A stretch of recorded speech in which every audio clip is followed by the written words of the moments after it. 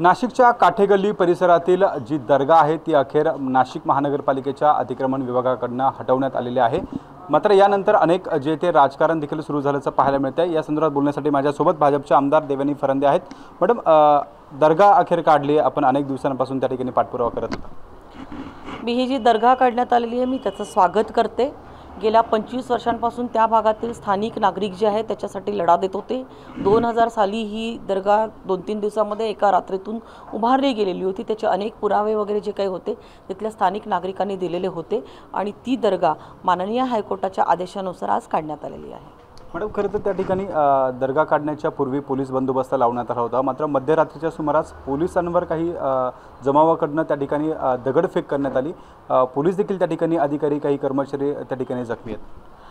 काल खरं तर मुस्लिम समाजातील धर्मगुरू आणि त्यांच्या प्रमुख लोकांच्या बरोबर प्रशासनाची बैठक झाली आणि प्रशासनाने, पोलीस प्रशासनाने मुस्लिम धर्मीयच्या धर्मगुरूंना विनंती केली होती की ही दर्गा जी आहे अनधिकृत आहे, तर आपण जर स्वतःहून काढून घेतली तर सामाजिक सद्भावना आणि सलोखा जो आहे त्याच्यामध्ये टिकला जाईल आणि तशा पद्धतीने त्यांनी मान्य देखील केलं। आज तिथं पूजा करण्यात येणार होती आणि 3 दिवसांमध्ये ती दर्गा काढण्यात येणार होती, परंतु अचानक त्या ठिकाणी काही समाजकंटकांनी जी दगडफेक केली त्याच्यामध्ये अनेक पोलीस अधिकारी आणि कर्मचारी जे आहे ते वाईट पद्धतीने जखमी झालेले आहे।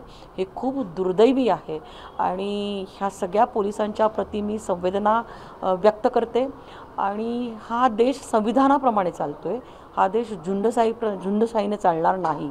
त्यामुळे ज्यांनी कोणी अशा पद्धतीने दगडफेक करून कायदा हातामध्ये घेतलेला आहे त्यांना रात्रीतच अटक करण्यात आलेली आहे। अनेक गाड्या ज्या आहेत ह्या देखील ताब्यामध्ये पोलीस प्रशासनाच्या माध्यमातून घेण्यात आलेल्या आहे।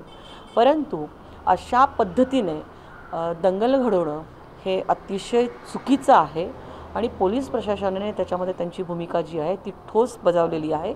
मी राज्याच्या मुख्यमंत्र्यांचं देखील मनापासून अभिनंदन करते की त्यांनी त्या भागातील राहणाऱ्या सगळ्या हिंदू समाजातील लोकांची जी काही मागणी होती ती आज पूर्ण करण्यामध्ये मदत झालेली आहे, शासनाची, प्रशासनाची आणि माननीय हायकोर्टाची।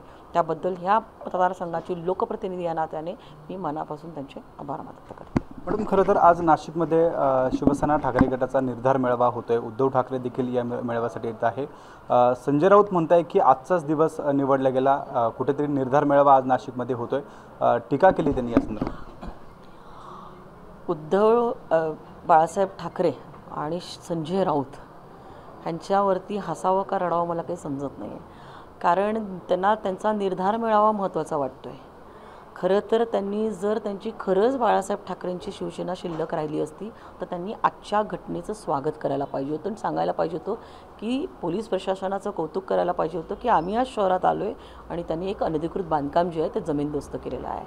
परंतु ह्याच्यातून आपल्या लक्षात येते की हिंदुत्वाच्या मुद्द्यापासून शिवसेना किती दूर गेलेली आहे आणि उद्धव ठाकरे हे मुख्यमंत्री असताना औरंग्याच्या कबरीचं तुष्टीकरण देखील त्या कालावधीमध्ये झालेलं होतं, त्याचं देखील त्यांनी स्वागत केलेलं होतं आणि आज परत ह्या गोष्टीचं या बाबतीमध्ये स्वागत करण्याच्या ऐवजी त्यांना त्यांच्या निर्धार मेळाव्याची पडलेली आहे आणि त्यामुळे भारतीय जनता पार्टीने कुठला मुहूर्त काढलेला नाही आहे।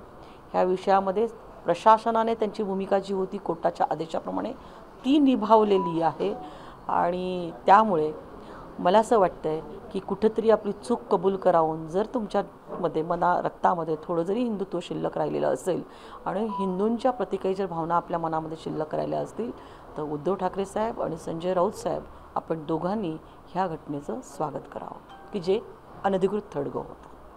नक्कीच हे होतं भाजपचे आमदार देवयानी फरांदे। आज नाशिकमधील जे अतिक्रमण होतं, दर्गेचं अतिक्रमण होतं, ते प्रशासनाच्या माध्यमातून हटवण्यात आलेलं आहे। मात्र या संदर्भात संजय राऊत यांनी देखील या मोहिमेसंदर्भात भाष्य केलं होतं। त्या संदर्भात देखील आमदार देवयानी फरांदे यांनी प्रत्युत्तर केल्याचं आपल्याला पाहायला मिळतं आहे। एकूणच आजच्या या महानगरपालिकेच्या अतिक्रमण विभागाने केलेल्या कारवाईचं त्यांनी बोलताना स्वागत केल्याचं देखील आपल्याला पाहायला मिळालं आहे। कॅमेरामन किरण कटरेसह शुभम बोडके, एबीपी माझा, नाशिक। एबीपी माझा, उघडा डोळे बघा नीट।